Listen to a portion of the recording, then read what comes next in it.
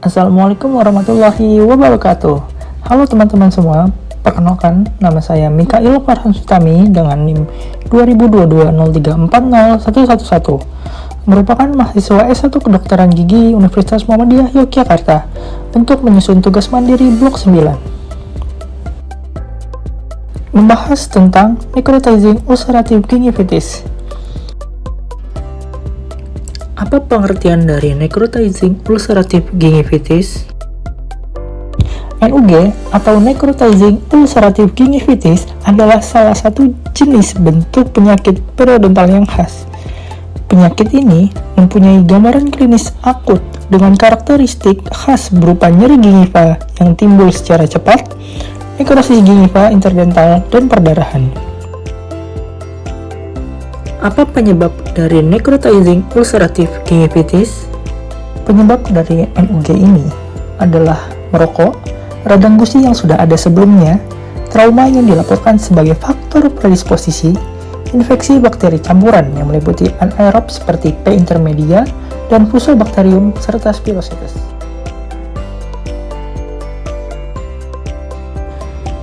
Apa saja yang termasuk faktor predisposisi penyebab necrotizing ulcerative gingivitis?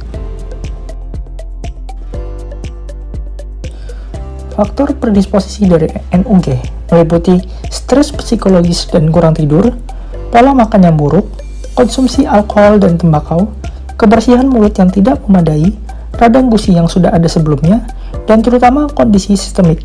Namun menurut penelitian terbaru, diabetes ditemukan menjadi prediktor penting, dan hal ini mungkin disebabkan oleh berbagai aspek kondisi diabetes, termasuk mikroangiopati, penyembuhan luka yang tertunda, gangguan fungsi neutrofil, dan gangguan pembentukan kolagen akibat glikas.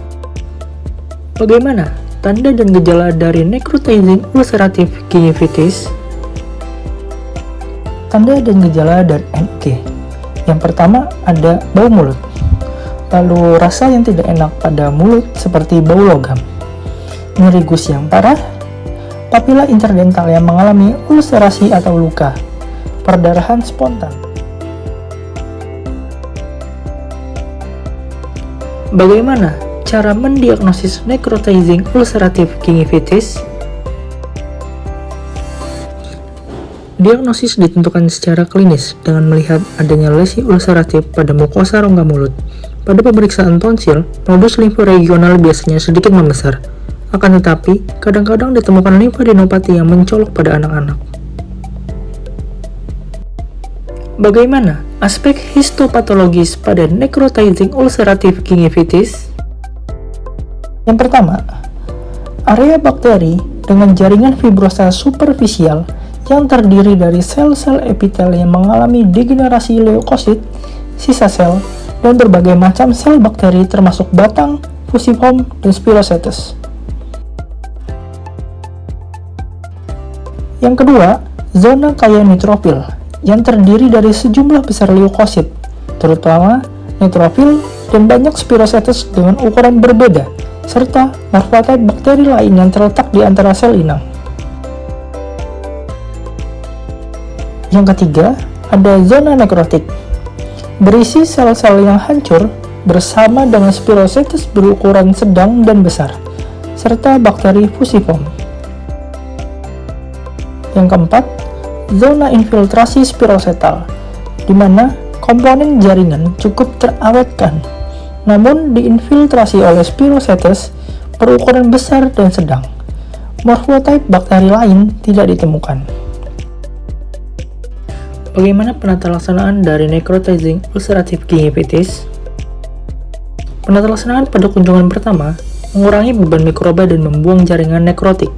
Anestesi lokal, setelah 2 hingga 3 menit diseka, cairan pelet yang sudah dibasahi air hangat diusapkan ke gingiva yang ditutupi pseudomembran.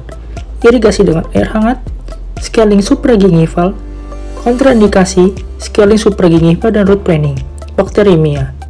Tindakan bedah ditunda 4 minggu. Kunjungan kedua, 1 atau 2 hari setelah pertemuan pertama, pasien dievaluasi mengenai tanda dan gejala. Kondisi pasien biasanya membaik, rasa sakitnya berkurang atau tidak ada lagi. Batas gingiva daerah yang terlibat bersifat eritematosa, namun tanpa pseudomembran superficial. Pada kunjungan ketiga, 5 hari setelah pertemuan kedua, pasien dievaluasi untuk resolusi gejala dan rencana komprehensif untuk pengelolaan kondisi periodental pasien dirumuskan. Beberapa eritema mungkin masih ada di daerah yang terlibat dan gingiva mungkin sedikit sakit. Scaling dan root planning, pasien harus dievaluasi ulang pada 1 bulan untuk mengetahui kepatuhan terhadap kebersihan mulut, kebiasaan kesehatan, faktor psikososial, kebutuhan potensial untuk bedah rekonstruktif atau estetik, dan interval kunjungan berikutnya. Edukasi lain. Yang pertama, ada scaling. Lalu, pembilasan mulut dengan chlorhexidine. Sikat gigi 2 kali sehari, pagi setelah sarapan dan malam sebelum tidur. Kontrol ke dokter gigi tiap 6 bulan sekali. Rutin konsumsi air mineral 8 gelas per hari. Rutin konsumsi buah dan sayur. Lakukan sikat gigi dengan teknik yang benar. Terima kasih telah menonton video ini. Semoga bermanfaat untuk kita semua. Sampai jumpa lagi. Assalamualaikum warahmatullahi wabarakatuh.